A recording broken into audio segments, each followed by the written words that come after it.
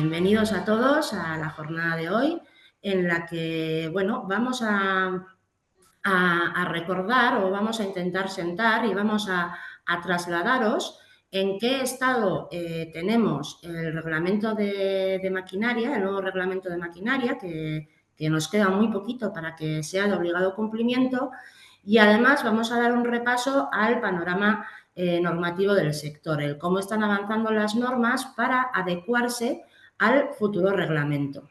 Como veis aquí, en el orden del día que hemos preparado, en el programa que hemos preparado, vamos a dar un vistazo al reglamento de maquinaria, sus principales novedades, un repaso muy rapidito, y luego, bueno, pues cómo está un poco el estado de la guía de la directiva, cómo se está trabajando y asimismo cómo se están trabajando el resto de normativas. Daremos en cuanto a las normas que nos afectan a todo el sector, primero, una visión general de cuál es el trabajo que se está haciendo, precisamente, como os decía, para ver cómo encajar las normas que nos vienen con el futuro reglamento.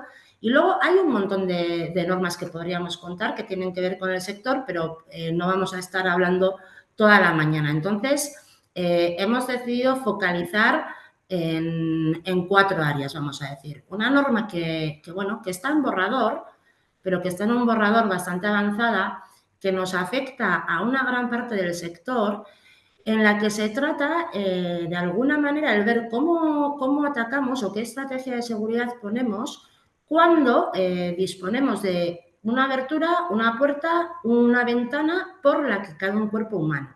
Ya sabéis que hay un requisito que establece que tenemos que evitar que una persona se quede encerrada dentro de un recinto cuando la máquina puede funcionar en automático. Hasta ahora todos estos requisitos venían dispersos en varias normas, pero ahora se está creando o se está redactando una norma específica que nos da un criterio de qué es lo que tenemos que hacer en un caso como este. Por otro lado, queda muy poquito para que tengamos o se nos armonice la nueva norma de distancias de seguridad para barreras inmateriales, escáneres sensitivos, bimanuales, etcétera, etcétera. Entonces, también os vamos a hacer otro pequeño foco en qué requisitos o cuáles son las diferencias que tenemos entre esta norma y la anterior. Asimismo, y debido a que tenemos un nuevo reglamento dentro de poquito, se está actualizando la norma de manuales de instrucciones. Es una actualización muy sencillita, pero os la vamos a contar. Y luego, bueno, pues vamos a focalizar ya un poquito en lo que son las normas de nuestro propio sector. Tenemos una serie de normas en el mundo de arranque, sobre todo porque el mundo de formación de momento está más estable en cuanto al trabajo normativo, pero tenemos una serie de normas en las que hay un poco de lío con normas de arranque, como puede ser la de centros de mecanizado, la de máquinas transfer, y luego además pues se acercan y se avecinan cambios para el mundo torno y el mundo rectificadora. Entonces, os vamos a dar una pincelada de todo esto. Podríamos hablar de muchas otras normas, la que viene de robots, la que viene de conjuntos de máquinas, las del sistema de mando, etcétera, etcétera, pero bueno, tenemos que decidir. Deciros que dentro de poco o dentro de unos meses tendremos un congreso dedicado a la seguridad donde podremos tratar todas las novedades que vienen, pero hoy en el webinar, en 1 horita y media, que seguramente será algo menos, pues no podemos dar cabida a todos los nuevos requisitos. Como siempre, y para empezar, bueno, pues para los que no nos conocéis, bueno, pues el webinar lo vamos a dar entre mi compañero Jon Arregi, que anda por ahí, y yo misma, que soy Ana Gorrochategui, responsable del área de seguridad de maquinaria. Entonces, tenéis un chat abierto donde podéis ir dejando las consultas que os vayan surgiendo a lo largo de todas las cosas que os vayamos explicando, y vamos a centrar un poquito dónde estamos. Estamos en el clúster de la fabricación avanzada y digital. Entonces, el clúster recibe el nombre del clúster FM, que es el paraguas o abarca a una serie de colectivos y de asociaciones. Ya conocéis FM, es la más antigua de todas y es la que agrupa a todos aquellos que son fabricantes de máquinas, herramientas, componentes, herramientas, accesorios, etcétera, etcétera. Otro colectivo de empresas que tenemos es el de Arimat, donde tenemos todas las empresas que se relacionan con todo lo que es tecnología aditiva e impresión 3D. Otro de los colectivos que forman el clúster es STEC. STEC es otro colectivo, otra asociación que agrupa todas aquellas empresas que tienen que ver con automatización, digitalización, robótica, etcétera, etcétera. Por otro lado, tenemos a APTEC. APTEC, al final, es otro colectivo de empresas que lo que hace es agrupar startups que tengan una base industrial. Tenemos también a SQUIN, que al final es la asociación, que es otra agrupación de empresas que trabaja sobre todo herramienta de mano, ferretería industrial. AFMEC es un colectivo con muchas empresas donde se agrupan todos aquellos que son usuarios de máquinas, es decir, mecanizadores, empresas de corte, de deformación, de transformación metal-metálica, pero usuarios, no fabricantes, sino usuarios. Y también tenemos a AIME, que al final es la Asociación de Importadores de Máquina Herramienta.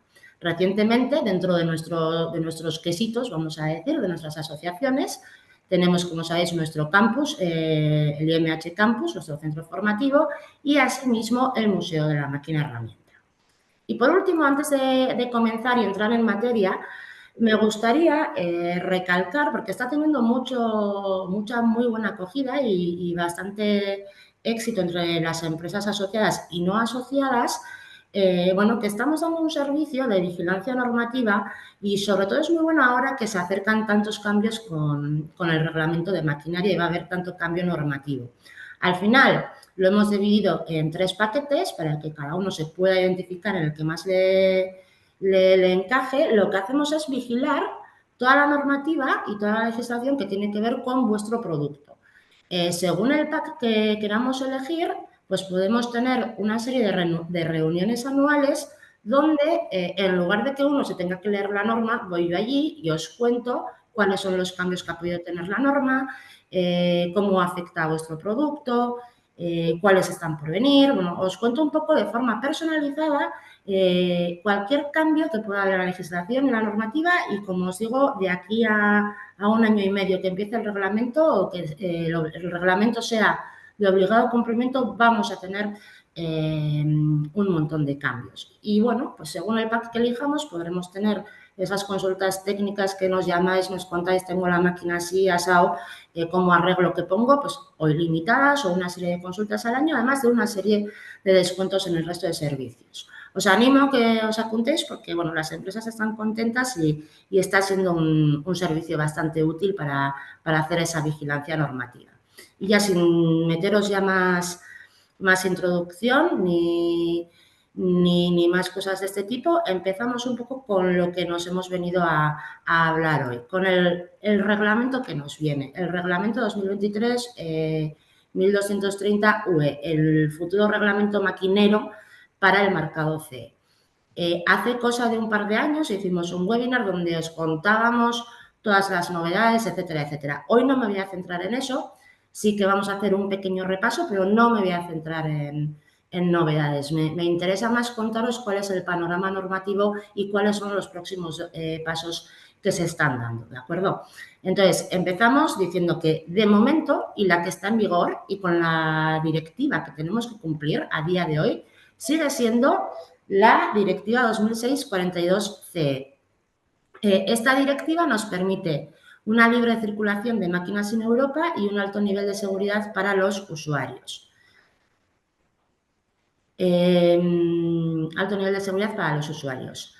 Entonces, ¿qué es lo que sucede? Bueno, pues que hace poco, o hace cosa de unos meses, se publicó el nuevo reglamento de maquinaria, el 2023-1230, para el marcado CE. Os lo podéis descargar desde este link que tenemos aquí. Aquí tenéis donde descargaros el reglamento de maquinaria. Está publicado desde hace 1 año y medio, más o menos, vamos a decir, bueno, pues para que lo vayamos conociendo y vayamos pudiendo adaptarnos a esos requisitos. Lo que no quiere decir es que sea ya de obligado cumplimiento. Quiere decir que está ahí para que nosotros podamos ir adaptándonos a los requisitos. A la asociación o al área de seguridad nos llegan, bueno, de forma puntual o no de forma puntual, no, hay un goteo de preguntas que bueno, siempre son las mismas, ¿no? Hay que cumplir ya con el nuevo reglamento. se debe de cumplir ya, es obligatorio. El cliente me dice que tengo que cumplir con el nuevo reglamento y con no sé qué normas. El cliente me está exigiendo que en mi declaración CE tengo que poner el nuevo reglamento. O quien te dice, no, yo ya pongo el nuevo reglamento en la declaración CE. Todo esto mal.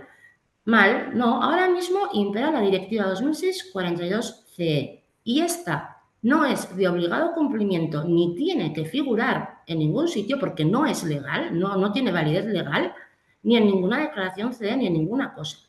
Otra cosa es que moralmente y es que o técnicamente queramos empezar a acercarnos a esos requisitos nuevos que trae el reglamento. Pero la declaración sigue siendo declaración CE, no declaración UE, y la directiva y las normas con las que tenemos que cumplir es la Directiva 2006/42/CE y las normas armonizadas de la Directiva 2006/42/CE. De hecho, y por el momento, no tenemos ni una sola norma, ni una, que esté armonizada con el reglamento de maquinaria. Luego, de momento, disponemos de un texto muy abierto y muy sencillo y de ninguna norma que nos concretice cómo tener que atacar esos nuevos requisitos. Quiero que quede claro, me repito, porque quiero que quede claro porque nos lo preguntáis muchísimas veces. Entonces, de momento, Directiva 2006/42/CE y hasta el 20 de enero del 2027 no es de obligado cumplimiento ni hay que empezar ni hay que poner en ningún sitio que estamos cumpliendo con el reglamento. Podemos decir que ya aplicamos cosas del reglamento, pero no que lo cumplimos, no es legal. Lo legal es cumplir con la Directiva 2006/42/CE. Si cogemos el reglamento, en su artículo 54, dice que entra en vigor el 14 de enero. No es así, es el 20 de enero. Ha habido una comunicación posterior en la que, bueno, pues habían contado mal las semanas en las que tenía que entrar en vigor y realmente será de obligado cumplimiento, será de obligado cumplimiento a partir del 20 de enero del 2027. ¿De acuerdo? Otra de las preguntas que nos suelen hacer, sobre todo desde área de prevención de riesgos laborales, es cuál va a ser el Real Decreto del reglamento o cómo se codifica el Real Decreto del reglamento. No va a haber, así como la Directiva 2006/42/CE tiene su Real Decreto 1644, el reglamento se va a transponer directamente, no va a tener un Real Decreto, va a ser reglamento en todos los sitios, reglamento 2023-1230. Y aquí es donde podemos deducir esto. El presente reglamento será de obligado en todos sus elementos y directamente aplicable, es decir, no hay que transponer, no hay que hacer Real Decreto en cada Estado miembro. Entonces, dentro de este reglamento, un repaso a las principales cuestiones. Como ya os he contado, sobre todo los que trabajáis conmigo en esos packs que os hablaba de vigilancia, una de las principales cuestiones, una de las principales novedades es el de los agentes económicos. Ahora tenemos obligaciones no solo para el fabricante, sino que también para distribuidores e importadores. También tenemos que meter al representante autorizado, pero sobre todo, ahí no cambian tanto, pero sobre todo los distribuidores y los importadores tienen una serie de obligaciones explícitas. Esto ya venía en otras legislaciones que son más marco, estableciendo una serie de obligaciones para cada uno de estos agentes económicos. Pero el reglamento de maquinaria establece requisitos específicos para el importador de máquina herramienta, para el distribuidor de máquina herramienta, máquina herramienta o maquinaria y para el fabricante de maquinaria. ¿De acuerdo? Entonces, aquí tenemos un cuadro en el que yo no veo, voy a mirar la otra pantalla porque es que desde aquí pequeña no veo ni castaña. Entonces, ya sabéis, el fabricante al final tiene que diseñar de acuerdo a los requisitos técnicos que establece, en este caso, el anexo 3. Hasta ahora la directiva, los requisitos técnicos los ponía en el anexo 1. Ahora van a estar en el anexo 3. Va a tener que hacer expediente técnico de fabricación o documentación técnica, como la llaman ahora, y un proceso de evaluación de la conformidad. Y en función del tipo de máquina que tengamos, si es altamente peligrosa o no, esa evaluación de la conformidad la podremos hacer nosotros o la tendrá que hacer un tercer organismo. Tiene la obligación de tener la máquina bien identificada, con su designación, modelo, año, fabricación, número de serie, etcétera, etcétera. Colocar correctamente el marcado CE, identificarse bien el propio fabricante, indicando su nombre comercial, dirección postal, web y correo electrónico en la propia máquina. Las instrucciones las podrá entregar o las ha de entregar en formato digital, salvo que el usuario lo pida en papel en el momento de la compra. Tendrá que hacer la declaración CE y, bueno, un tema que nos trae un poco de cabeza, pero bueno, en teoría, si el fabricante considera que ha puesto una máquina en el mercado que no está cumpliendo con los requisitos, los tenemos que vigilar, vamos a decirlo así, que no está cumpliendo con los requisitos que establece el reglamento, bueno, lo primero que tendrá que hacer es tomar acciones correctivas en estas máquinas para volver a ponerlas en conformidad o ponerlas por fin en conformidad con el reglamento. Y además, si supone un riesgo, poner acciones correctivas o retirarlas, pero si supone un riesgo tendrá que informar de manera inmediata a las autoridades competentes donde se haya comercializado o se haya puesto en servicio la máquina. Esto nos trae un poquito de cabeza, porque, bueno, es verdad que si nosotros detectamos desde el diseño bueno, pues que hemos puesto a la venta una serie de máquinas que tienen algún tipo de fallo, la lógica me dice que tengo que ir a la lógica y el reglamento que tengo que ir a arreglarlo. Pero ahora bien, si yo he vendido bien, pero luego voy a un taller y veo que la máquina no está bien porque el cliente ha movido una cosa u otra, estamos o ha quitado alguna medida de seguridad, ¿estamos en este caso o dónde estamos? Entonces, bueno, es algo que tenemos ahí abierto a ver cómo arreglamos, ¿no? Y luego, como siempre, toda esta documentación técnica y expediente técnico de fabricación, bueno, ha de estar siempre disponible para las autoridades competentes.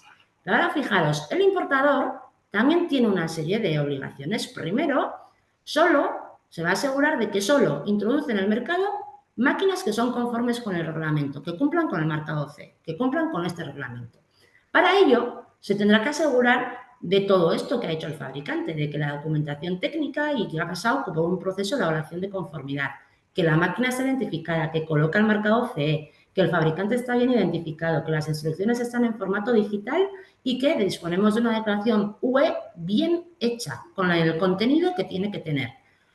Y al mismo tiempo, si os fijáis por aquí, se tendrá que identificar el importador, igualmente que tiene que hacer el fabricante. Se tendrá que identificar el importador en la máquina con su nombre, nombre comercial, registrado, marca registrada, dirección postal, dirección web y correo electrónico. Tendrá que almacenar las máquinas de manera que no pierdan la conformidad con los requisitos esenciales de seguridad y de salud. Mantendrán un registro de reclamaciones de las máquinas o productos relacionados que no sean conformes. Tendrán que registrar todo eso. Y al mismo tiempo, pues fijaros, lo mismo que pasa aquí. Si considera que hay una máquina en el mercado que han puesto que no es conforme, pues tendrán que informar a las autoridades competentes y, en su caso, pues bueno, también al fabricante, lo que fuese. Entonces, el importador también tiene obligación de todo esto. Y lo mismo le pasa al distribuidor. Tendrá que asegurarse de que el fabricante ha hecho todo esto. Si un distribuidor tiene motivos para pensar que una máquina no es conforme, no la comercializará hasta que esta máquina esté puesta en conformidad. Si la máquina presenta un riesgo, el distribuidor tendrá que informar de ello al fabricante, al importador y a las autoridades de vigilancia del mercado. Soy pesada con esto de las autoridades de vigilancia porque, como veis, el tema de vigilancia se está intensificando por todos los agentes económicos, ¿de acuerdo? Y luego lo mismo, si considera que una máquina no es conforme, informar a las autoridades, etcétera, etcétera. Bueno, un tema que seguramente en la guía que se está redactando lo desengranarán muchísimo más. Si no, no obstante, y si tenéis dudas, me podéis preguntar después o preguntar más adelante vía email, porque, como os digo, hay un libro, un código azul por ahí, que establece muy bien cuáles son todas estas obligaciones de cada agente económico. Otra de las cuestiones, y que nos trae muchísimo de cabeza, es el tema de la modificación sustancial. Tenemos muchísimos casos dentro de nuestro sector en el que el usuario puede hacer una modificación sustancial a la máquina y se convierte en fabricante de máquina. Muchas veces el usuario pide al propio fabricante de máquina una modificación sustancial en la máquina. El fabricante tiene que remarcar CE, es el usuario el que tiene que marcar CE. Siempre tenemos un poco la misma tipología de problema con el tema de modificación sustancial. El reglamento ha intentado clarificar cosas. En cuanto menos, ya ha definido lo que es una modificación sustancial, definición que no existía en la directiva de máquinas y que en la guía aparecía o se citaba bueno, pues por algún sitio, pero no había una definición. Tenemos una definición que nos dice, es modificar una máquina, ya sea por un medio físico o por un medio digital, después de que esta máquina ya esté en funcionamiento. Y además, ¿qué es lo que le va a suceder a esta máquina para considerar que sea una modificación sustancial? Que generamos un nuevo peligro o aumentamos el riesgo existente.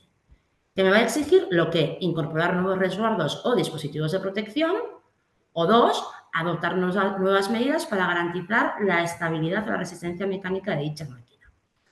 Por otro lado, se nos dice que cuando hacemos una modificación sustancial no tenemos que obligar a la persona que lleva a cabo la modificación sustancial a repetir ensayos, a producir nueva documentación, etcétera, etcétera. No tenemos que volver a hacer todo el expediente completo. Y luego nos dice que toda persona física o jurídica que lleve a cabo una modificación sustancial estará sujetas a las obligaciones del fabricante.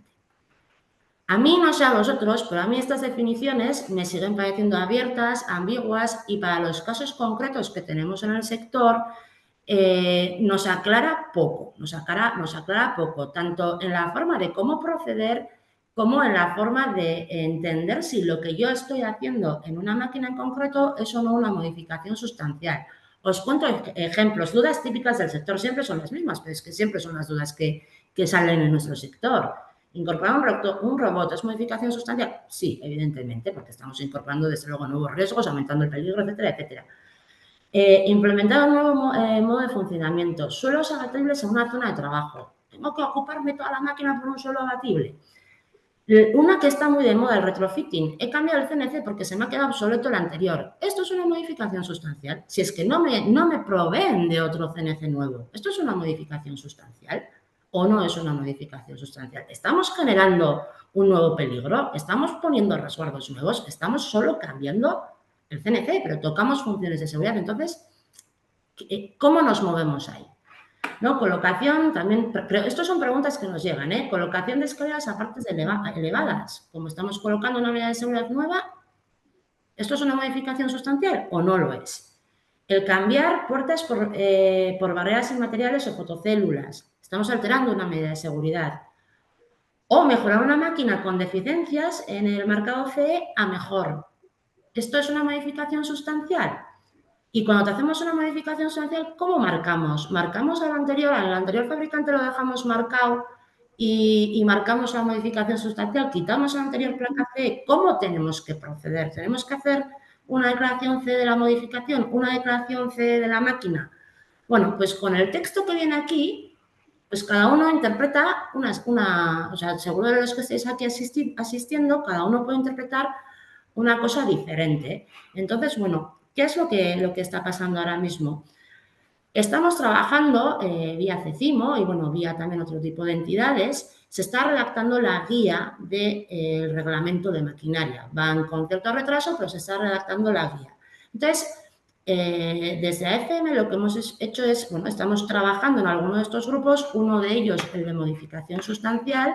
Bueno, y os vamos pidiendo, sobre todo aquellos que estáis trabajando con nosotros en los packs estos de vigilancia, que nos paséis ejemplos claros para que podamos pasarlos a quienes están trabajando esa guía de la directiva. Y, bueno, ejemplos típicos o dudas que seguimos teniendo y que vamos a estar intentando resolver antes de que se publique antes de que el reglamento sea de obligado cumplimiento.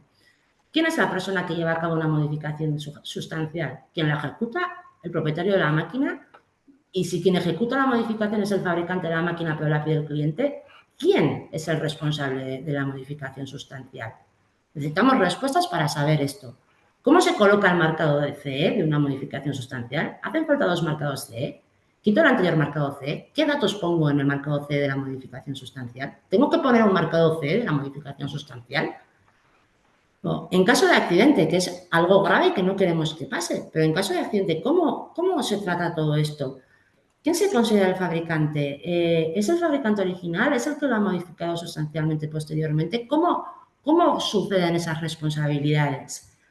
Quien modifica la máquina es el nuevo propietario del software de la máquina, porque muchas veces estamos tocando software de máquina en una modificación sustancial. Entonces, ¿soy de todo? ¿Soy del cacho que he tocado? ¿Quién es ahí la persona, ¿no? que se responsabiliza de eso. ¿Quién es el nuevo propietario? Si modificamos una función de seguridad, pero la modificamos a mejores, ¿es una modificación sustancial?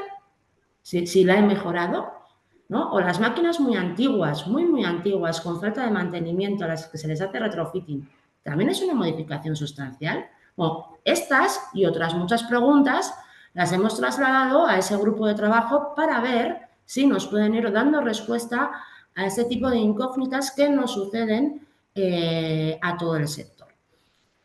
Otra de las cosas que tiene el reglamento es el tema de la información digital. Ya sabéis que ahora los manuales de instrucciones o la documentación de saque hay que entregarla en digital, salvo que el usuario nos pida el manual de instrucciones en formato papel, en cuyo caso en un mes tendríamos que entregárselo.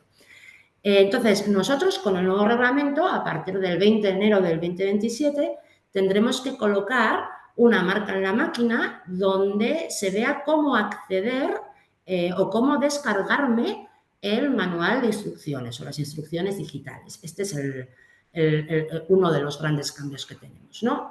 Simplemente a modo de recordatorio.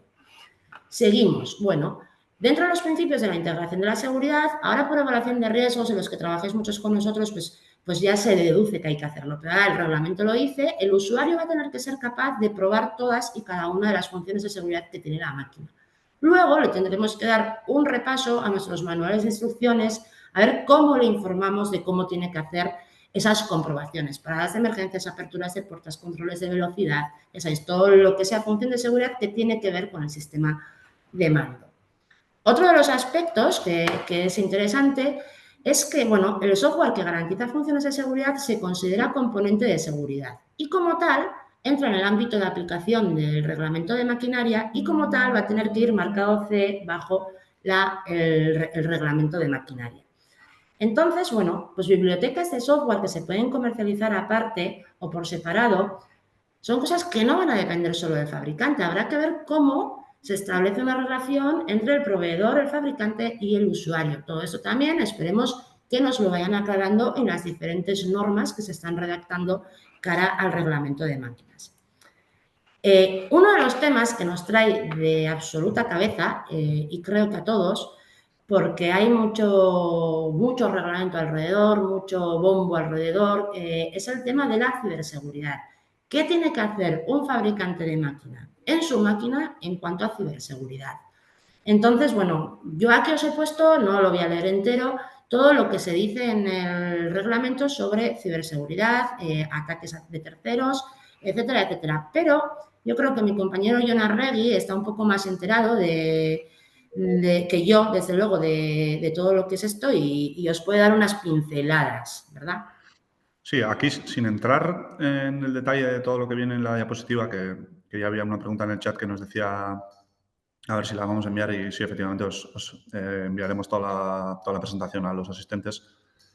Quiero recalcar que hasta ahora no ha habido legislación obligatoria en materia de ciberseguridad y ahora la va a haber. Una, por la parte de la NIS 2, que se va a preocupar de la parte de infraestructura de la empresa, la parte de comunicaciones con toda la cadena de suministro, con clientes, proveedores y demás.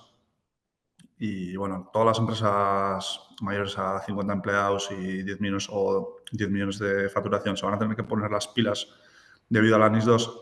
Más allá de eso, que bueno, os va a afectar a la gran mayoría, viene certificación obligatoria de producto comercializado en materia de ciberseguridad. El CRA que viene ahí en pantalla.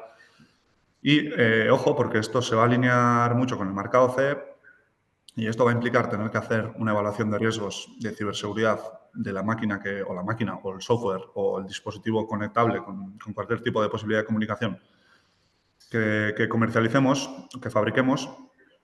Va a haber que va a haber que recopilar toda esa información en el expediente técnico, aparte de tener que diseñar de forma por defectos cibersegura ese producto.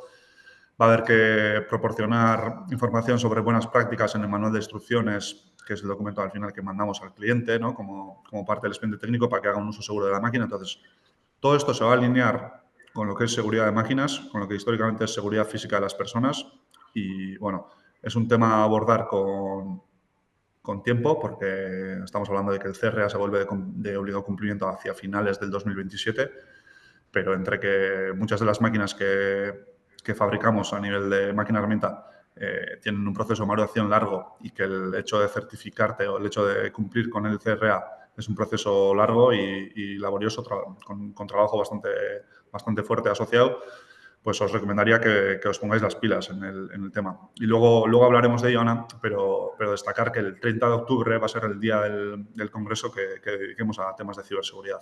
El congreso va a ser el 29, 30 y 31 de octubre, pero el 30 va a estar centrado en ciberseguridad y ahí sí que resolveremos dudas más concretas, tendremos a las instituciones contando pues, novedades en materia legislativa, normativa que vienen en materia de ciberseguridad y pues, también experiencias que compartan usuarios y proveedores de ciberseguridad. Y os recomiendo estar en el evento. Ya os ampliaremos la información al respecto, pero bueno, que os vaya sonando el cuento, que hasta ahora no ha habido normativa de obligado cumplimiento en materia de ciber y ahora la va a haber. Y antes de que sea de obligado cumplimiento ya estamos recibiendo un montón de consultas de fabricantes que sus clientes pues, les están empezando a pedir con requisitos de ciberseguridad. Te devuelvo la palabra, Ana, es un poco lo que quería. Vale, perfecto. Bueno, pues esto ya ampliaremos información, pero bueno, es uno de los temas que más nos trae de cabeza y que sepáis que lo estamos trabajando y estamos intentando aterrizar todo lo posible para ayudaros a atacar este tema. Y luego, bueno, otra de las cuestiones que igual no nos afecta tanto ahora mismo a nuestro sector, pero es el tema de máquina autónoma y máquina con inteligencia artificial. Entonces, bueno, máquina con inteligencia artificial igual a verificación por terceros, todo lo que sea inteligencia artificial, bueno, pues se puede entender como capacidad de aprender, resolución de problemas, reconocimiento de patrones, bueno, etcétera, etcétera, etcétera. Pero al final siempre va a ser, dentro de este reglamento, todo lo que sea máquina con inteligencia artificial que pueda afectar a la seguridad, que tenga píldoras de inteligencia artificial en proceso, en mecanizado, en lo que fuese, no afecta a este reglamento. Afecta si es que puede alterar alguna función de seguridad. Entonces, ¿en qué estado estamos o cómo nos vemos ahora mismo? ¿Qué es lo que sabemos hasta ahora? Bueno, tenemos un reglamento. Como todo lo que es reglamento o directiva, establece requisitos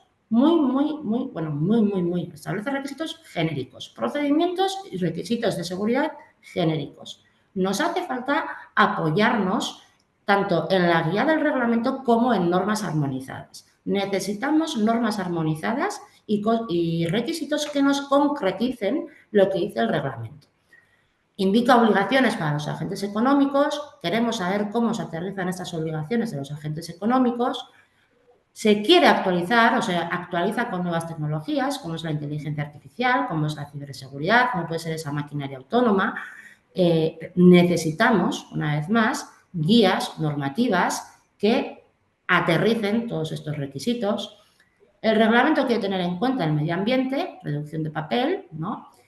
Y bueno, sobre todo lo que digo, estoy todo el rato repitiendo lo mismo, pero necesitamos reglamentos, normas armonizadas, especificaciones técnicas, necesitamos clarificar conceptos que históricamente nos han generado problemas, como el límite entre máquina y cuasi máquina o conjunto de máquina, lo que es modificación sustancial y lo que no es modificación sustancial, cómo proceder con ella, así como los conceptos nuevos que hacemos con ciberseguridad o que hacemos con la inteligencia artificial. Entonces, ¿qué sabemos hasta ahora? Que tenemos un reglamento que cumplir y que hay mucho que trabajar. Que hay mucho que trabajar para saber cómo cumplir con ello.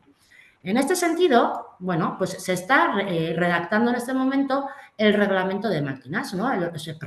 La guía del reglamento de máquinas. Ya sabéis, la actual directiva tiene su guía de aplicación, que lo que hace que es coger fragmento a fragmento de la directiva de máquinas y establece una interpretación de cómo se debe aplicar cada uno de esos fragmentos, cada uno de esos requisitos. Pues de igual manera se está redactando la guía del reglamento de máquinas. Va a ser, quitando con los nuevos requisitos, va a ser bastante parecido a la actual guía. Lo que pasa que se va a trabajar todo lo que son los nuevos requisitos. Se han generado 5 grupos, como veis aquí, 5 grupos de trabajos para todo lo que son los nuevos requisitos. Entonces, tenemos un grupo de trabajo que va a legislar lo que es, o va a legislar, va a incluir en la guía del reglamento de máquinas todo lo que son los apartados de ciberseguridad. Otro grupo de trabajo que está hablando o está, de alguna manera, concretizando cómo hay que poner los manuales de instrucciones. Otro grupo de trabajo que está con temas de inteligencia artificial, software y funciones de seguridad. Otro grupo que trabaja con el tema de maquinaria autónoma y luego tenemos otro grupo que, sobre todo, a mí lo que me interesa es el que está trabajando el tema de modificación sustancial. Desde FM, vía CECIMO, bueno, pues vamos siguiendo y vamos aportando todo lo que podemos en los diferentes grupos de trabajo y todas las inquietudes que vosotros nos trasladéis. A modo de ejemplo, bueno, pues es el cómo va a ser, ¿no? A modo de ejemplo, pues bueno, aquí tenemos un texto de reglamento que tiene que ver con ciberseguridad, que dice el software y los datos que sean esenciales a fin de que la máquina cumpla con los requisitos esenciales de seguridad y de salud, se protegerán adecuadamente contra la corrupción accidental o intencionada. Esto, pues dice, vale, tengo que proteger. ¿Y cómo protejo? ¿Cómo tengo que hacer?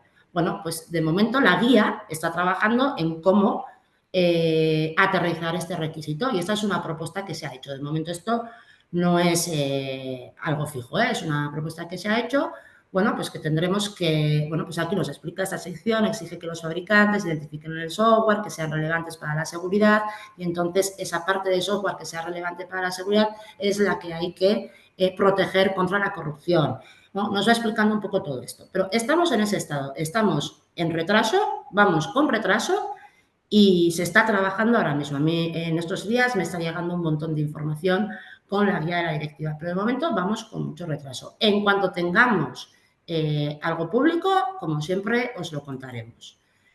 Y de aquí, vale, pues ya nos ha quedado claro. Tenemos un reglamento con requisitos muy abiertos, necesitamos normas. Vamos a contaros cómo se está trabajando el panorama normativo de nuestro sector. Por un lado, deciros que desde las entidades de normalización ya se está trabajando para que dispongamos de normas armonizadas, pero parece que es un trabajo fácil, pero es un trabajo muy extenso y bastante largo. Al final, ¿qué han hecho? Han partido del listado de normas armonizadas que hay publicadas en el DUE. Ya sabéis, el fabricante tiene que cumplir con normas armonizadas. Entonces, se han detectado dentro de ese listado de normativas 3 posibles escenarios. Los requisitos del reglamento de máquinas no afectan a la norma. Los requisitos del reglamento se afectan a la norma, pero la norma es conforme, se puede armonizar directamente. Por ejemplo, la parada de emergencia. El reglamento de máquinas establece una serie de requisitos para la parada de emergencia, pero la norma de paradas de emergencia ya cumple con esos requisitos porque no hay requisitos nuevos. Se podrá armonizar directamente o los los requisitos del reglamento sí afectan a la norma no es conforme. Se ha hecho una priorización de qué normas hay que trabajar. Por supuesto, las primeras van a ser las tipo C. Y dentro de nuestro sector, ya lo voy a contar luego un poco mejor, pero ya sabéis que tenemos estas normas del mundo de arranque, que estas son más viejas que la PANA, la 12417, la 12717, la de taladros, rectificadoras, centros de mecanizado, o sea, rectificadoras, perdón, fresadoras, centros de mecanizado y máquina transfer, que son las que actualmente figuran como armonizadas, anuladas de todos los portales de normas, de AENOR, de AFNOR, del DIN y de donde queráis, pero como vigentes siguen siendo armonizadas en el Diario Oficial de la Unión Europea. Entonces, bueno, aquí tenemos un problema y una de las normas prioritarias a trabajar para el cara al nuevo reglamento va a ser precisamente aclarar qué pasa con esto armonizado y estas nuevas, ¿de acuerdo? Pero luego lo voy a explicar mejor.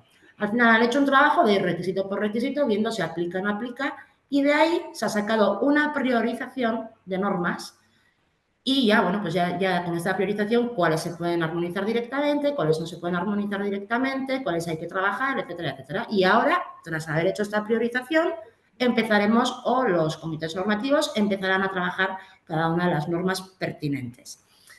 Que sepáis también que, bueno, ahora a día de hoy, para saber si tenemos una norma armonizada, o bien vamos a consultarla en el Diario Oficial de la Unión Europea, o bien en la propia norma, en su anexo ZA, se dice que la norma está armonizada con la Directiva 2006/42/CE y esta norma, que es la de micros, pues concretamente con el apartado 1422. A futuro, las normas que sean armonizadas con el reglamento de maquinaria, con el futuro reglamento de maquinaria, pues tendrán otro anexo que dirá que está armonizada con el reglamento en tal fecha, en tal día, en tal no sé qué, y además tendremos una tablita donde nos dirá con qué normas, con qué punto del reglamento estamos o no cumpliendo. En teoría hay un timing que establece que se empezarán a publicar normas armonizadas aproximadamente con el nuevo reglamento 6 meses antes de que el reglamento sea de obligado cumplimiento. Para este sector esto es una faena, porque tenemos productos con un tiempo de maduración muy largo y 6 meses antes se nos queda muy cortito. Pero bueno, desde FM sí sabremos cuáles van a pasar a armonizarse, cuáles no, y bueno, pues podemos adelantarnos a qué va a ser armonizable y qué no, y vamos a disponer de todos los borradores de norma. Entonces, os vuelvo a decir, animaros a apuntaros a los packs.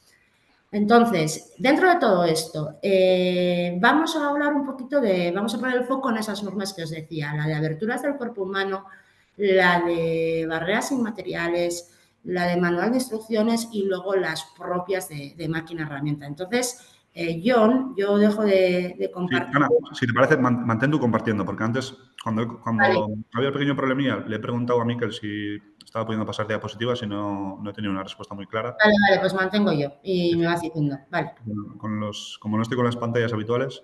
vale. Vale, empezamos. Esta decir que es un borrador de la norma que sabemos más o menos por dónde van a ir los tiros. No necesariamente el contenido es el definitivo, pero bueno, ya estamos viendo ciertas cosas, ¿no? Ana, vamos a ver Sí, lo que cuentan. Eso es. El objetivo de esta norma es establecer en qué casos debemos considerar el paso de un cuerpo completo a la máquina, cuando tenemos aberturas, cuando tenemos ventanas, cuando tenemos X dispositivo de protección como resguardos y demás, a partir de qué alturas debemos considerar que ha podido entrar un cuerpo entero. Lógicamente, cuando tenemos un acceso controlado por barreras inmateriales, escáneres y demás, siempre debemos considerarlo, ¿vale? ¿Y cuáles son los casos en los que tenemos que entender ese paso? Pues como veis abajo, varios casos. Estructuras de protección que sean menores a 1 metro de altura. A partir de las estructuras menores a 1 metro, se entiende que las puedes saltar por encima fácilmente, entonces tienes que considerar el paso de cuerpo completo. El segundo caso, aberturas circulares con diámetro mayor a 240 milímetros. El comentario que aplica a los puntos 2, 3, 4 es que es un poco complicado si mides un diámetro de ese tamaño, una abertura de ese tamaño. A la vista es complicado entender que puedes pasar de ahí, pero se entiende que forzando los hombros y demás puedes empezar a pasar y ya con eso el cuerpo entero, ¿vale?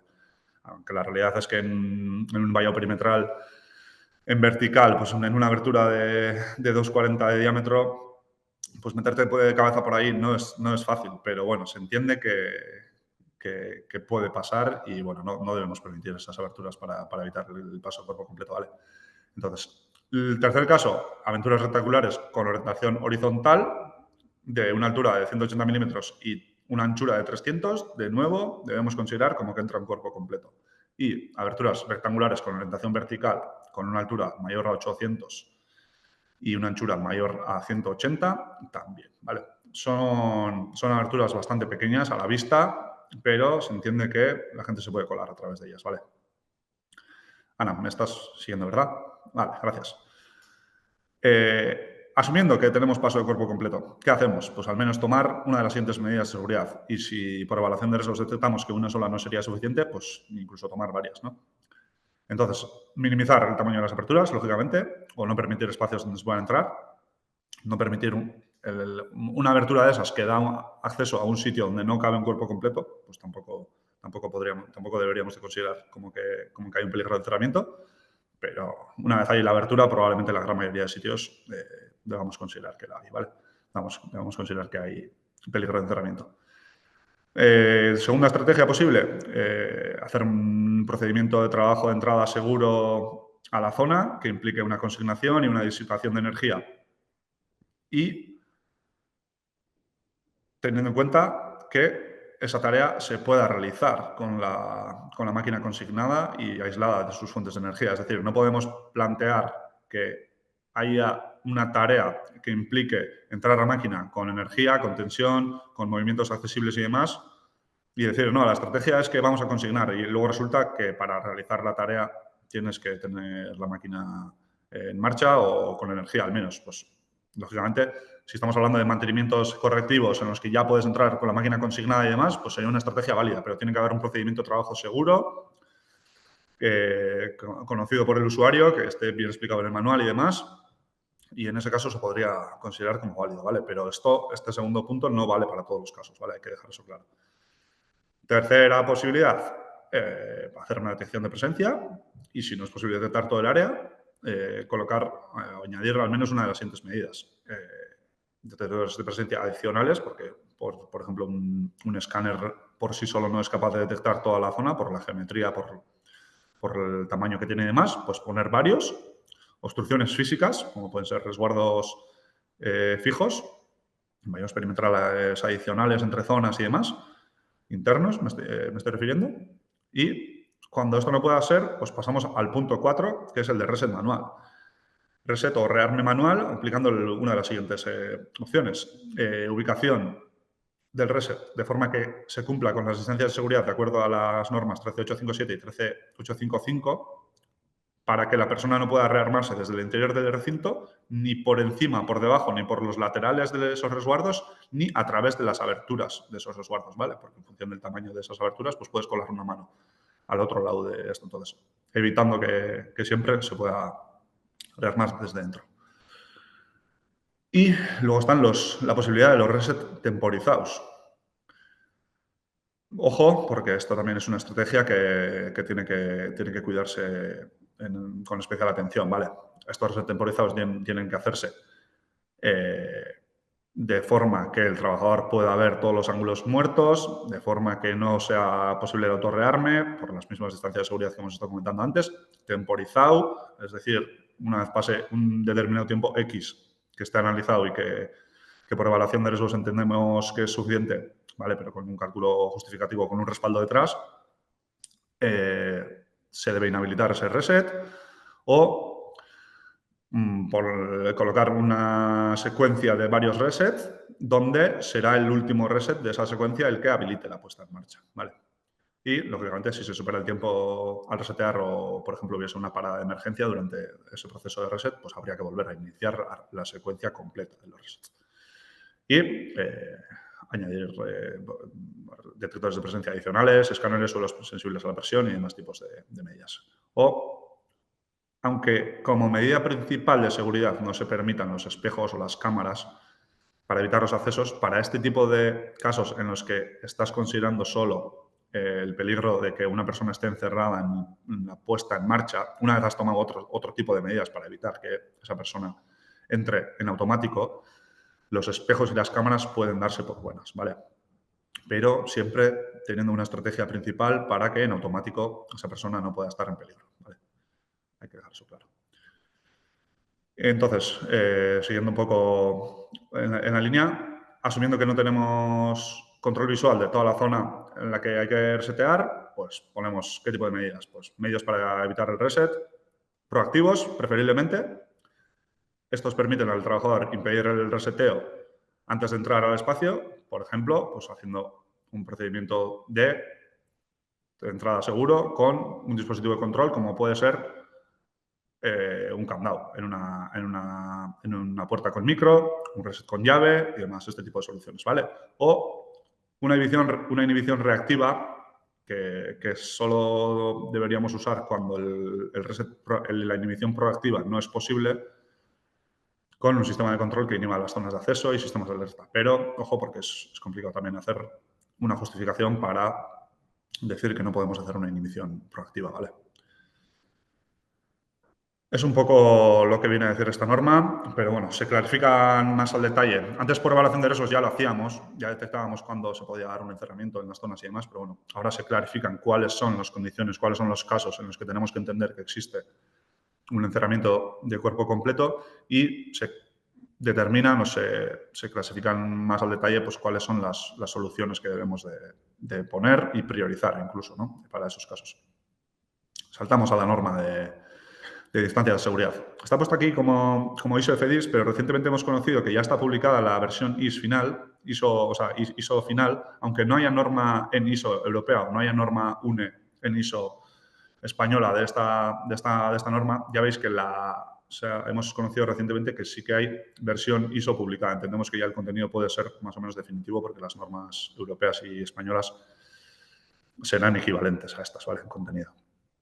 Entonces, esta norma establece distancia de seguridad para los siguientes casos: barreras materiales, escáneres, dispositivos de protección basados en visión, todo esto, suelos o alfombras sensibles a la presión, bimanuales, un órgano sensitivo único o resguardos con dispositivo de enclavamiento o enclavamiento y bloqueo. Principalmente cuando no tenemos bloqueo, cuando tenemos una puerta con enclavamiento, sí. Es decir, una puerta que su apertura provoca una parada, pero que no tiene un bloqueo, es decir, que no necesita una solicitud de apertura, también ahí implica un cálculo de distancias de seguridad, ¿vale? Se consideran dos escenarios para estas distancias de seguridad, aunque la distancia de seguridad dinámica no es muy aplicable para nuestro sector habitualmente. Ahí estamos tratando peligros que ya están en movimiento ellos por sí solos. No estamos hablando de que nosotros, las personas que potencialmente podrían ponerse en peligro, se estén moviendo, sino que los propios peligros se estén moviendo. No es muy habitual, porque habitualmente ya hacemos el cálculo de la distancia de seguridad al punto más cercano, al punto crítico, ¿no? Al punto donde ese peligro puede estar más cerca. Entonces, son unos casos y además los cálculos se complican y además no vamos a centrar la explicación en esos casos, ¿vale? Veremos un poco las fórmulas para los cálculos de distancia de seguridad estática. Y siempre se consideran dos constantes de velocidad y aceleración del cuerpo humano. Habitualmente empezamos a hacer los cálculos con la de 2.000 milímetros por segundo, porque también tiene en cuenta, aparte del propio caminar que puede hacer una persona, pues los movimientos de los brazos y los giros y demás que puedes hacer, ¿vale? Entonces, normalmente partimos de los datos con una constante de 2.000, aunque luego cuando la distancia de seguridad es mayor a cierto valor, en algunos casos te permite bajar a esa segunda constante de 1.600 milímetros por segundo. Ahora lo vemos en las siguientes diapositivas.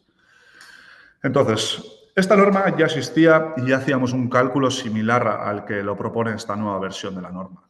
¿Qué pasa? ¿Cuál es el cambio significativo? Se desglosa mucho más el cálculo. Antes ya sabíamos que teníamos que calcular el tiempo de respuesta y sabíamos que ese tiempo de respuesta era la suma entre el tiempo de respuesta de la entrada, de la lógica y de la salida de toda esa función de seguridad. Ahora bien, se clasifica, se desglosa, se desgrana mucho más todavía ese tiempo de respuesta de lógica, entrada, lógica, salida. Esto lo pone más fácil para que nosotros como fabricantes podamos pedir estos valores a los proveedores de estos dispositivos de seguridad que son parte de esas cadenas de seguridad, de estas cadenas de seguridad o de estos sistemas de seguridad relacionados con el sistema de mando, ¿vale? Veis aquí un poco toda la suma de componentes, de valores que puede sumar al tiempo de respuesta total final, pero básicamente pues son los delays más el tiempo de respuesta de los propios aparatos, del propio hardware, ¿vale? Que luego conectamos en esas funciones de seguridad. No quiero perder mucho tiempo en estas diapositivas porque hay mucha información, pero el resumen es ese. Es un cálculo que es como que se complica más en teoría, pero en realidad hay una justificación más clara para pedirle la información a los proveedores de los componentes. Y se plantean varios casos. Uno, distancias donde tenemos los dispositivos de protección en vertical o donde los tenemos en horizontal y demás, ¿vale? Vemos caso por caso luego algunos ejemplos. Lógicamente, cuando los tenemos en una posición que no es ni del todo vertical ni del todo horizontal, que no es muy habitual en el sector, nos da unos rangos para entender si debemos considerarla horizontal o vertical. Desde 30 a 150 grados de inclinación, partiéndolo desde la vertical, entendemos que la aproximación será perpendicular, es decir, haremos el cálculo como si la barrera o el dispositivo estuviera en vertical. Y en caso de que sea en el otro caso, pues lo consideraremos como si la barrera estuviera en horizontal y la aproximación fuera paralela, ¿vale? Entonces, ¿qué es lo que nos viene a decir esta diapositiva? Antes ya hacíamos este tipo de cálculos. Lo que pasa es que hacíamos un único cálculo y ahora lo que plantea esto es, tienes que hacer un cálculo de distancia de seguridad teniendo en cuenta el tiempo de respuesta por esa constante que decíamos antes, más una serie de adicionales que pueden ser una serie de suplementos y esa distancia de seguridad dada por lo que ya puedes entrar dentro antes de que te detecte. Entonces, tienes que hacer el cálculo del DDO, del DDT, DDU por separado y quedarte con el máximo de los tres, el más restrictivo, como DDS. ¿Vale? Y vemos cuáles son los casos y cómo son los cálculos en cada uno de esos casos. ¿Vale? El DDO sería over, por encima de la barrera, el DDT sería through, a través de esa barrera inmaterial, por ejemplo, y el DDU sería under, por debajo. Entonces vamos a entrar en caso por caso. Por encima, ¿qué hacemos? El cálculo antes era el cálculo más habitual realizado. Muchas veces ponemos la barrera inmaterial a nivel del suelo o no considerábamos que pudiéramos llegar a los peligros desde abajo y era el más usado, ¿no?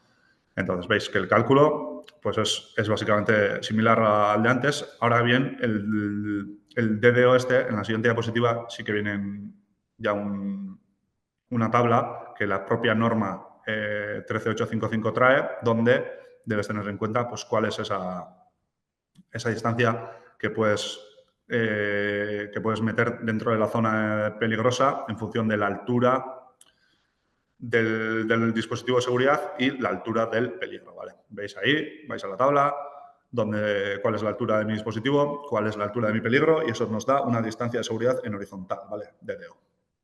Es un poco lo que viene a decir esta diapositiva. DDT, a través de este dispositivo tenemos una barrera inmaterial, a través de ella podemos meter la mano y en función de la capacidad de detección de estas barreras inmateriales, pues esa distancia que puedo meter la mano puede ser menor o mayor. Entonces, aquí también, en función de la capacidad de detección de la barrera inmaterial, pues serán diferentes casos. Veis ahí. En caso de que sea de 40 a 55 milímetros, en caso de que sea de 55 a 120, en caso de que sea 120 o mayor, pues bueno, ya estáis viendo debajo que si la capacidad de detección de la fotocélula es de solo brazos, es decir, no detecte dedos, porque su capacidad de detección sea menor a 14 milímetros, ya tenemos que irnos a un Z, a una distancia de seguridad horizontal de 800 milímetros. Y esto aún sin sumarle ese K por T, ese tiempo de respuesta del sistema de mando por más inercias, por esa constante que puede ser 2000 o 1600. Entonces ya nos vamos a ir a una distancia muy grande. Entonces, cuando queremos poner barreras materiales relativamente cerca de los peligros, que suele ser habitual porque ya conocemos los problemas de espacio y demás en nuestro sector, pues vamos a tener que irnos a barreras materiales con capacidad de detección de dedos, ¿vale? Con una capacidad de detección menor a 14 milímetros, ¿vale? Porque nos va a interesar, porque en el cálculo de distancia de seguridad, si no, nos va a machacar y nos va a hacer poner estos dispositivos demasiado alejados, cosa que no suele gustar al cliente y demás, ¿vale? Entonces, ya estáis viendo. Y el último caso, por debajo. Aquí, de nuevo, en función de la capacidad de detección de estas barreras materiales, se plantean diferentes casos. El D, que veis ahí en la primera fórmula, es la capacidad de detección así en general, en la teoría. Luego, aplicado en la fórmula de sub-DU, viene de que es la capacidad de detección ya real, digamos, proporcionada por el fabricante, por el fabricante de este dispositivo de seguridad. Entonces, lo que estamos viendo es que si de primeras la distancia máxima que podemos colocar este dispositivo de protección desde el suelo es 300 milímetros, porque si hay un hueco mayor a 300 milímetros ya se entiende que puede pasar un cuerpo completo por debajo, entonces la estrategia de seguridad no sería válida ya de base. Y luego nos propone el cálculo en caso de que la distancia DDU, nos propone un cálculo para DDU en caso de que esa barrera material tenga una altura, un hueco por debajo, perdón, de menos de 300 milímetros, a la que hay que sumarle la capacidad de detección de la propia barrera material, porque se puede entender que un primer haz no te va a detectar, ¿vale? Entonces, estos son los cálculos para cada caso. Ya veis que, bueno, al final son múltiples casos los que debemos analizar. Si ponemos la barrera a nivel del suelo, este no aplica. Si por encima no hay posibilidad porque es un carenado integral, tampoco nos aplica. Pero de primeras, pues tiene que haber justificación de que has planteado las tres posibilidades y te has ido a la distancia de seguridad más restrictiva que te sale entre las tres.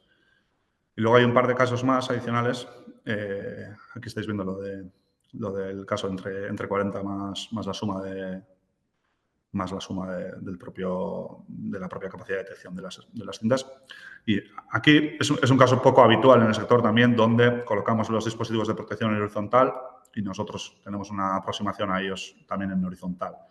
No es muy habitual, pero bueno, pues que veáis que también se plantean estos cálculos y se plantea una distancia de seguridad adicional de DDS de 1200 en este caso, más unos Z, unos suplementos que nos puede dar la propia norma del dispositivo empleado o que nos puede dar el fabricante, el proveedor de ese dispositivo de seguridad, ¿vale? Pero de primeras ya estáis viendo que partimos de una distancia de seguridad de 1200 más el cálculo de K por T, ya nos estamos yendo a tener que colocar estos dispositivos bastante lejos de los peligros, ¿vale? No suele gustar este tipo de estrategias por dimensionamiento al final de la máquina. Aquí el caso para los bimanuales, donde, pues como se asume que vamos a tener las dos manos, no puedes entrar mucho en la zona de peligro, pero como quizá lo puedas burlar con el codo, pues se te añaden 550 milímetros a ese cálculo del K por T. Pues bueno, pues ya tienes que alejar ese bimanual al menos 550 más lo que te sume el 1600 por el tiempo de respuesta. También, pues, son unas incidencias bastante habituales de ver que los bimanuales se colocan justo encima del peligro o las propias barreras de materiales. Son algunas de las incidencias más habituales en el sector. Y el siguiente caso es para el de los sensitivos, donde pues todavía puedes entrar, donde te puedes alejar más del sensitivo, entonces podrías entrar mucho más en la zona de peligro, ¿no? Entonces, por lo tanto, cuando en bimanuales teníamos 550 milímetros, pues aquí tienes 2200. Ya estás hablando de poner un sensitivo a más de 2 metros 200 de distancia, más la suma del K por T de nuevo, ¿vale? Entonces, si no tenemos dispositivos que detengan los peligros súper rápido y que no tengan nada de inercia, pues ya estamos yendo ya bastante lejos, ¿vale? Son casos difíciles de vender al cliente, ¿vale? Entonces, bueno, los sensitivos no se suelen usar para muchos casos, ¿no? Ana, si me puedes complementar aquí, pero el caso del sensitivo, por ejemplo, pues para puertas automáticas, por ejemplo. Lógicamente estamos hablando de sensitivo, pero no para peligros en modo de funcionamiento automático, porque para ellos no estaríamos usando el sensitivo. Sí, La y yo típica que se me creo ocurre es la de puertas automáticas, ¿no?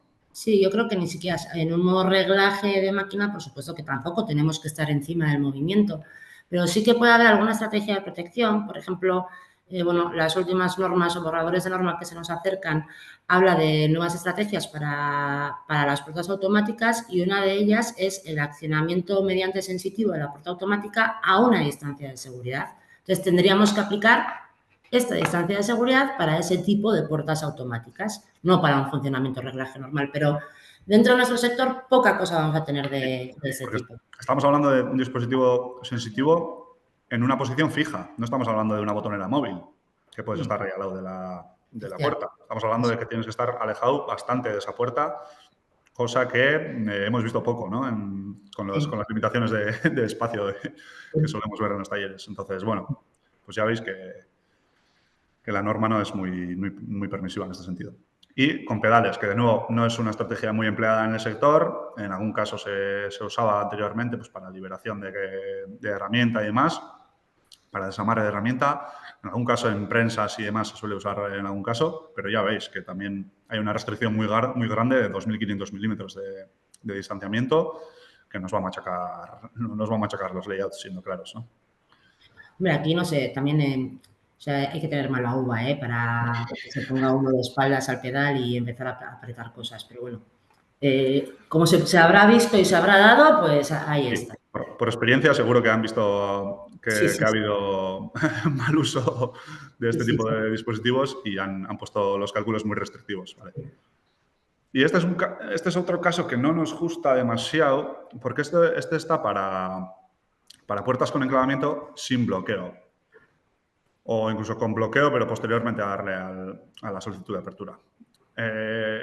Plantea un cálculo como si ya tuvieras una abertura disponible y entraras a través de ella a toda velocidad, a una velocidad de 1.600 milímetros segundo, que no es especialmente despacio. ¿Qué pasa? Que tú desde que abres una puerta con micro, ya sea de forma bisagra, ya sea en forma de corredera, que son los dos casos de abajo, ya tardas un rato en abrir la propia puerta antes de poder entrar, pero eso no lo tiene en cuenta la norma, ¿vale? Entonces, esto entiende que nada más abrir la puerta tú estás entrando. Entonces, tienes que alejar estas puertas bastante de tu dispositivo, o sea, bastante de tus elementos peligrosos, lo cual va a hacer que la gran mayoría de puertas a zonas de trabajo, a zonas de funcionamiento automático, por lo menos, pues tengan que ir con micro, con enclavamiento y bloqueo y consecuente solicitud de apertura y demás, ¿vale? De nuevo, tiene sentido cuando tienes inercias en zona de trabajo y demás, pues, lógicamente nosotros históricamente siempre hemos recomendado, o incluso hay normas que te obligan a poner dispositivos con enclavamiento y bloqueo, como puede ser una norma de tornos y demás, ¿no? A zona de trabajo. Pero hay otros casos donde quizá pues, puedes tener peligros con poca inercia y que la propia apertura de la puerta ya te detiene esos peligros, pero aquí, pues siendo purista con la norma, pues tienes que determinar y tienes que añadir unas distancias de seguridad bastante grandes, ¿vale? De nuevo, no le va a gustar esto a los fabricantes cuando apliquen el cálculo, pero bueno, la norma es restrictiva y nosotros así os lo contamos. Y volvemos a la tabla anterior, que la proporciona la propia norma.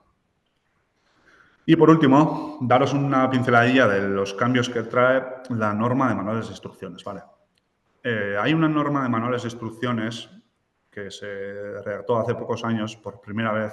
Antes las normas generales, las de tipo B y las de tipo C, ya traían un apartado de información para la utilización, uno de los últimos capítulos habitualmente, ¿no? Antes de los ensayos y demás, donde ya añadían información específica que tienes que incluir en el manual de instrucciones cuando tú tienes un producto al que le aplica esa norma. Y bueno, al final hacíamos una agrupación de requisitos de normas generales más normas específicas de tu tipo de máquina y construíamos el manual de esa forma. Ahora ya hay una norma específica de manual de instrucciones donde te plantea un índice concreto con qué capítulos tienes que llevar mínimo y demás.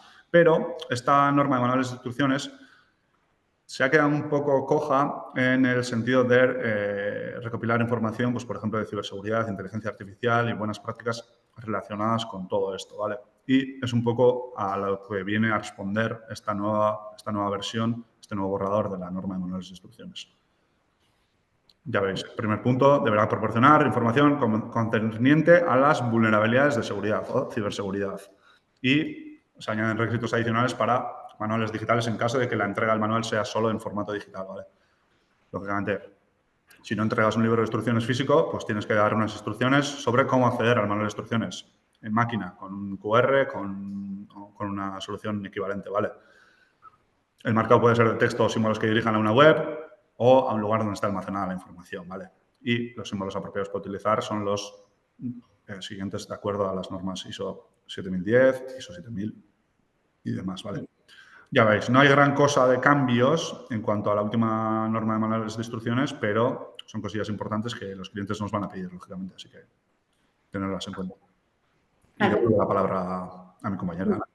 Vale, ya estamos terminando, os voy a contar un poco cómo ya está el panorama normativo en lo que ya es máquina herramienta, normas tipo C, que afectan, bueno, pues prácticamente a la gran inmensa mayoría de lo que es ECM, ¿no? De los fabricantes de maquinaria, pero bueno, también a cualquier otro fabricante. Entonces, bueno, a mí siempre cuento la misma historia, pero es que la tengo que contar. En el mundo de las máquinas de arranque tenemos un follón y suele ser también otro goteo de preguntas y más preguntas y más preguntas y más preguntas. Resulta que tenemos una norma que es la 16090-1 que establece requisitos de seguridad concretos para centros de mecanizado, fresadoras, transfer, taladros, bueno, pues para todo aquello que sea herramienta giratoria y transfer. Lo que pasa es que esta norma, la 16090-1, ha tenido ya dos versiones, una del 2018 y otra más reciente del 2023, pero no se armoniza ni se va a armonizar. Y el fabricante tiene que cumplir con las normas armonizadas.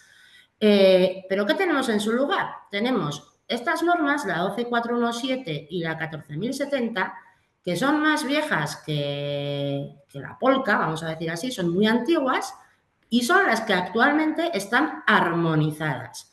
anuladas en AENOR, anuladas en el DIN, anuladas en todos los portales, pero armonizadas en el Diario Oficial de la Unión Europea. Esta última versión de la norma que tenemos es más moderna, por supuesto que tiene requisitos pues, mucho más seguros que lo que podían traer estos, que son súper antiguos, que ni siquiera hablan de niveles de prestaciones, pero el grupo de el grupo de trabajo junto con las personas que armonizan consideran que no otorga presunción de conformidad con la actual directiva. Hemos tenido incluso hasta inspectores que me han asegurado que sí que está armonizada. No está armonizada, ahora os lo voy a enseñar, no está armonizada, ni por un lado ni por el otro. No, está armonizada. Lo que pasa es que es más moderna y como es más moderna, pues la pedimos tanto clientes como nosotros mismos a la hora de evaluar una máquina nos apoyamos más en lo que dice esta que en la que pueden decir estas otras, pero os puede llegar a dar conflicto. Por otro lado también os quiero traer bueno, cara al 2018, 2028, perdón, se espera una nueva, no una, sino dos nuevas normativas de tornos y en breve, en muy breve, se publicará una nueva versión de la de rectificadoras, ¿vale? Entonces, os voy a contar un poquito cuáles son estas novedades. Aquí, espera, voy a mirar aquí, que es que no veo. Aquí es, al final, lo que os decía, el fabricante ha de cumplir con normas armonizadas. Normas armonizadas quiere decir que están publicadas en el Diario Oficial de la Unión Europea. En esta dirección que viene aquí, tú entras a esta página y al final llegas a un sitio donde te puedes bajar el listado como PDF, como Excel o en un listado de pantalla, todas las normas que están armonizadas, con las que el fabricante debe de cumplir. Si yo me voy... Añadir que hay un listado de estos por cada directiva. Aquí estamos poniendo el foco en la directiva de máquinas, pero también la de baja tensión tiene sus propias normas armonizadas, la de compatibilidad electromagnética también, la de ATEX también, ¿vale? Bien, este listado, como veis aquí, tiene esta manera, son tablas de este tipo, donde nos dice con qué legislación está armonizada, si la norma parte del CEN o del CENELEC, de la parte eléctrica, la referencia a la norma, el título de la norma, si es una tipo A, B o C, norma específica, genérica o de algún aspecto particular de seguridad, desde cuándo es obligatoria, es decir, desde cuándo es casi obligatoria porque da presunción de conformidad y a partir de aquí, pues si se ha anulado o ha dejado de dar presunción de conformidad, vendrá desde qué fecha ha dejado de dar presunción de conformidad. Este listado es el que le tiene que valer al fabricante. Si veis, este listado lo cogí ayer o anteayer, o sea, es el último listado que tenemos. La 12417, que es la de centros de mecanizado, está dentro del listado de normas armonizadas y sin vías a estar desarmonizada, ¿de acuerdo? Lo mismo que la 14.070 de transfer, sin vías a estar desarmonizada. Ahora bien, si me voy a buscar la 16090-1, ya sea del 2008 o del 2022, debería de estar aquí. Y aquí no hay ni rastro de ella. No está armonizada. Es más moderna, es mejor, pero no está armonizada. ¿Y por qué no está armonizada? Porque hay mucho lío de requisitos. Mucho lío de requisitos.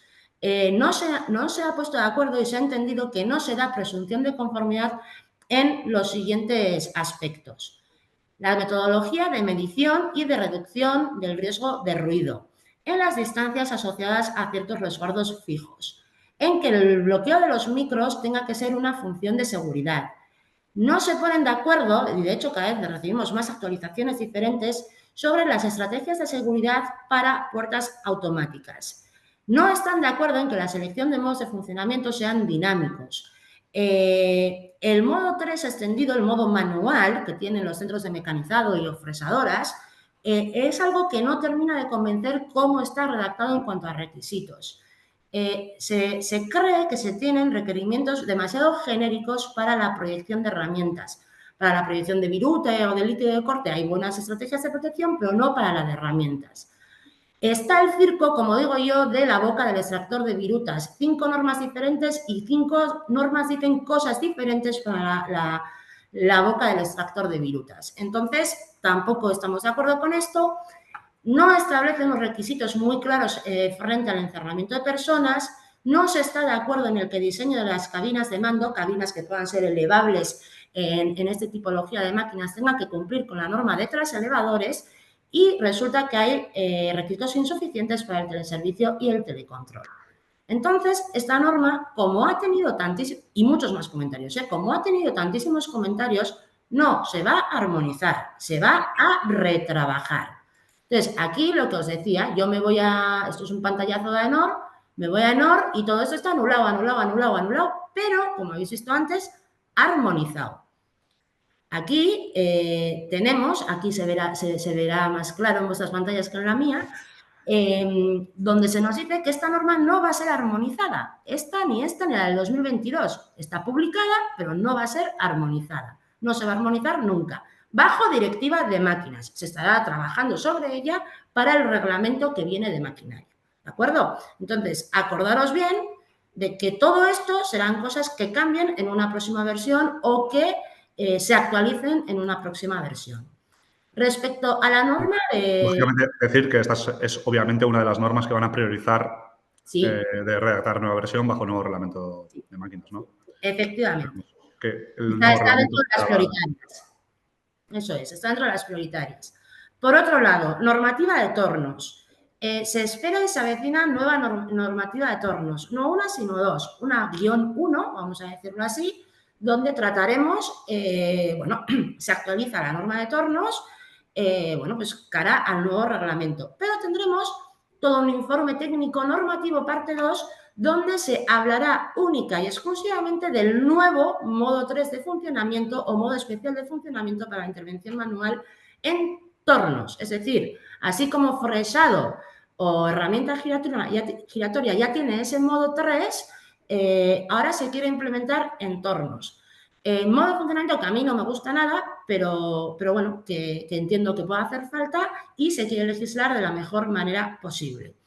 En este borrador de tornos todavía es muy incipiente, por lo tanto el contenido puede variar bastante, por lo tanto no lo vamos a enseñar demasiado, pero sí deciros por dónde van los tiros.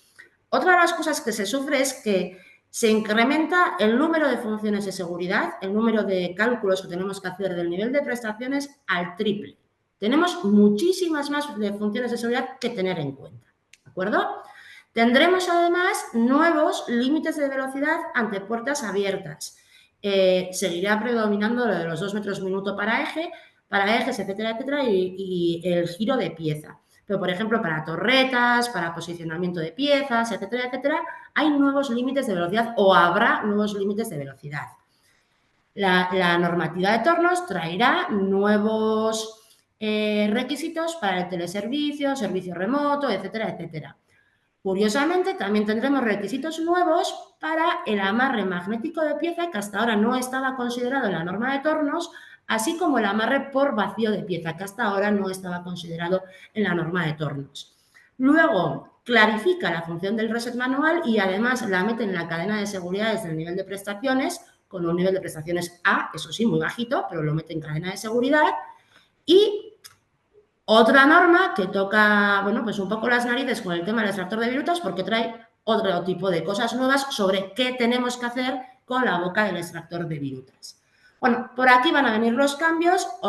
Horizonte temporal 2018. Es el timing que nos han dado. ¡Ay, joder, con el 18! Yo no sé qué me ha dado a mí. 28 es el timing que nos han dado para la publicación de esta norma. Y por último, está por armonizarse, yo creo que en la próxima publicación esta ya va a entrar, la nueva norma de rectificadoras. No trae grandísimos cambios, únicamente trae un pequeño cambio en cuanto al espesor del carenado cuando nuestras muelas o nuestros productos abrasivos no tienen resguardo. Eso también, atención, no solo a los fabricantes de rectificados, sino a los que sois fabricantes de máquina multifunción, que muchas veces tenéis un cabezal sin resguardo de la propia muela. Entonces, trae para según qué casos, bueno, pues para el carenado, en caso de que no tenga resguardo del producto abrasivo, nos dice que tenemos que calcular el espesor de la zona de proyección o de fuera de la zona de proyección mediante esta fórmula o atendiendo a estas tablas. y que sea siempre como mínimo de 1,5 milímetros. O sea, 5 milímetros pone, sí, 5 milímetros. Mínimo 1,5 milímetros. Nueva fórmula o nueva tabla para el cálculo de espesor de carenado en caso de que mi producto abrasivo no tenga resguardo. Lo mismo para el caso concreto de acero inoxidable, nueva fórmula y nueva tabla. Y lo mismo para el caso del policarbonato, si es que lo seguimos empleando. Lo que nos hacen es aumentar, nueva fórmula, nueva tabla, y nos aumentan el valor mínimo. Antes no sé si era 2,5 y ahora nos dicen que tiene que ser de 5 milímetros. Estos son los únicos cambios que trae la norma de rectificado. Y a partir de aquí hemos terminado con lo que os queríamos contar. Únicamente contaros o deciros que estamos ya organizando el próximo congreso de la fabricación avanzada en España, que será, apuntaros bien, los días 29, 30 y 31 de octubre. 29 haremos el de seguridad y el 30 haremos uno específico sobre ciberseguridad. Estamos trabajando para que vengan expertos en materia a contaros y a deciros, que no seamos solo nosotros, pues cómo atacar tanto al nuevo reglamento como a la ciberseguridad que nos trae de cabeza. Será finalmente aquí, ha habido como varias dudas de dónde lo íbamos a hacer, finalmente será aquí en el Parque Tecnológico de Miramón, en el auditorio de siempre, y apuntaros pues la fecha. Hablaremos de cosas que están a la orden del día, pues como es inteligencia artificial, robótica y automatización, fabricación aditiva. Lo haremos por sectores cliente, con aeronáutica, espacio y defensa, y el 29 seguridad y el 30 ciberseguridad. En cuanto a esto, bueno, pues si tenemos alguna pregunta respondemos. Bueno, hemos llegado ya al tope casi de tiempo, así que entre que se me ha apagado la pantalla, se me ha encendido y hemos empezado tarde, si hay alguna pregunta respondemos, si no os pasaremos la presentación. Y cualquier pregunta, cuestión, cosa que tengáis, pues tanto a mí como a mi compañero Jon Arregui, nos podéis contactar y decir. Agradeceros a todos vuestra asistencia, habéis estado un montón de personas y nada, aquí estamos para lo que queráis. Arregui, si tienes algo, si hay algo por ahí que yo no veo. Lo dicho, Plana, gracias por asistir, espero que haya sido de ayuda, espero que haya sido aclaratorio. Y cualquier duda concreta que tengáis, ya aplicado a vuestras máquinas, a vuestros casos concretos, pues estamos aquí para resolverlos. Pues muchas gracias. Un saludo. Para estar al día e informados de todos los contenidos y webinars de AFM en YouTube, suscribíos y dale a la campanita. Elegí el sector del mecanizado porque es algo que me viene un poco de familia. Mi abuelo en su momento también fue calderero.